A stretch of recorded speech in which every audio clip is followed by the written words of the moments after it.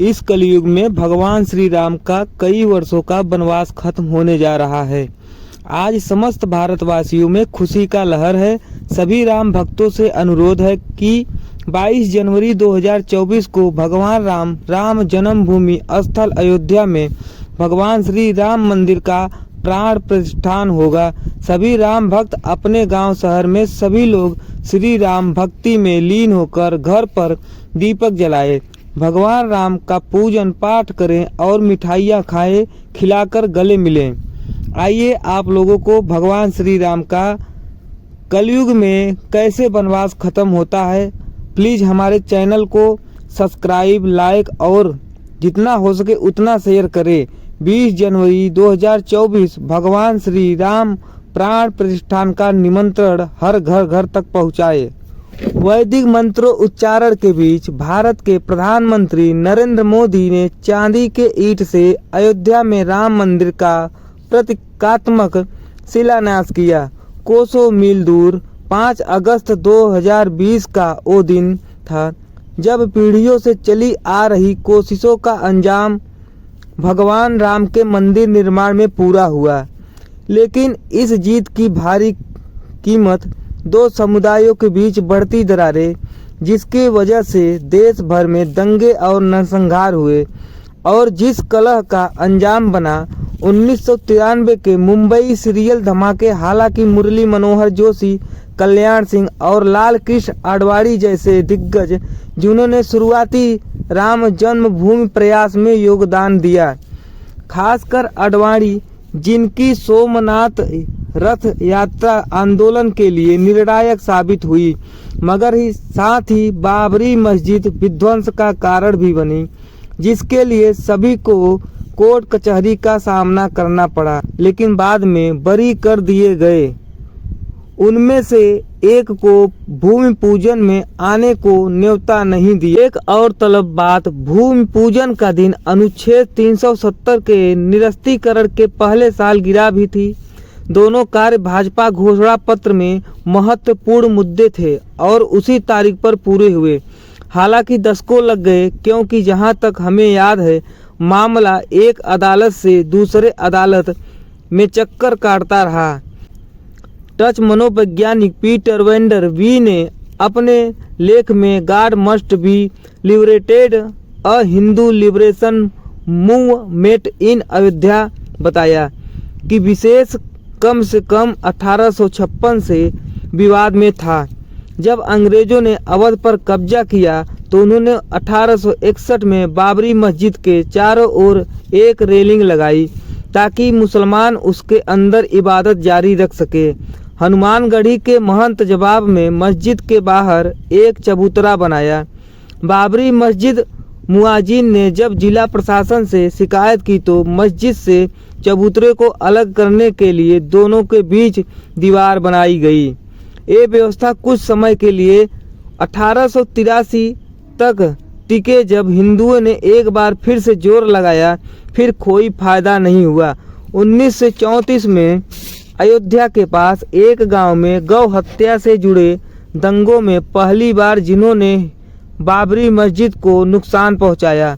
भारत आज़ाद होने के बाद 1949 के बाद 22-23 सितंबर को रातों रात बाबरी मस्जिद के मुख्य गुंबज के अंदर रामलला के एक मूर्ति रखी गई। गोपाल सिंह बिरसत ने सबसे पहले मुकदमा दायर किया फैजाबाद कोर्ट में, जिसके बाबरी मस्जिद के अंदर भगवान रामलला व अन्य देवताओं की पूजा करने की मांग की गई। दिसंबर 1950 में महंत परमहंस रामचंद्र ने अदालत का दरवाजा खटखटाया। इन याचिकाओं के आधार पर न्यायमूर्ति एन चड्ढा ने 3 मार्च 1951 को अपने अंतरिम आदेश के जरिए यथास्थिति बनाए रखने स्टेट को आदेश दिया। बस एक स्थानीय पुजारी को विवादित स्थल पर 1 साल में एक बार पूजा व दर्शन करने का अनुमति दी गई। दूसरी ओर मुसलमानों को कहा गया कि वे पास के कुछ अन्य मस्जिदों में नमाज अदा करें। इलाहाबाद उच्च न्यायालय, प्रयागराज उच्च न्यायालय 26 जनवरी 1955 के दिन एन चड्ढा के फैसलों का पुष्टि करते हुए स्थल को प्रभावित रूप से ताला लगा दिया गया। बहुत बाद 1959 में निर्मोही अखाड़ा सुन्नी वक्फ बोर्ड हाशिम अंसारी ने प्रतिस्पर्धा दावों से मुकदमा दायर किया। 27 सालों तक सब शांत था। 1986 तक तत्कालीन प्रधानमंत्री राजीव गांधी मुस्लिम वोट के दबाव में तलाक शादीशुदा मुस्लिम महिलाओं का भरण पोषण पर कोर्ट के ऐतिहासिक शाहबानो फैसले को पलट दिया। जवाब में बाबरी अयोध्या विवाद को फिर जगाने की सुनियोजित प्रक्रिया निचली अदालत के न्यायाधीश आदेश से शुरू हुई। कोई आफत नहीं आन पड़ेगी अगर फाटक के तालों को हटा दिया जाए। इस आदेश से राजीव गांधी को एक ऐसे कोने में धकेला जो खुद बनाए थे।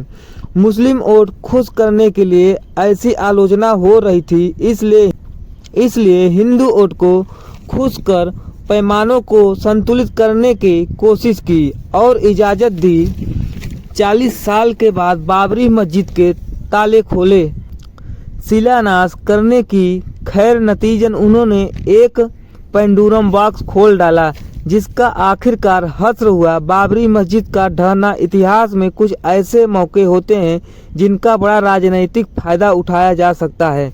मामले को आखिरकार प्रयागराज उच्च न्यायालय सुनवाई के लिए आने में 21 साल लग गए।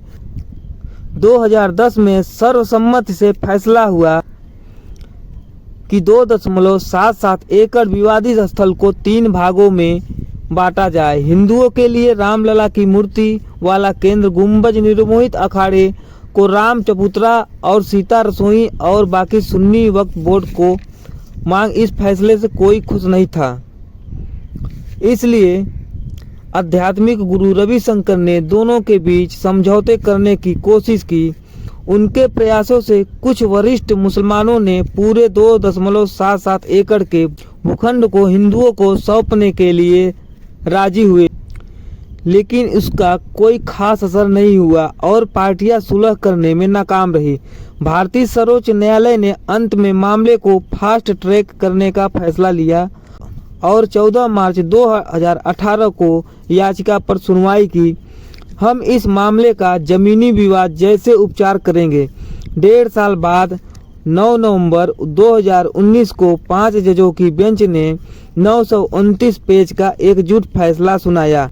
पूरी 2.77 एकड़ की विवादित जमीन राम मंदिर निर्माण के लिए एक ट्रस्ट को सौंपी जानी चाहिए। सुन्नी वक्फ बोर्ड को राम मंदिर से 25 किलोमीटर दूर धन्नीपुर में 5 एकड़ जमीन मुआवजे के तौर पर दी गई।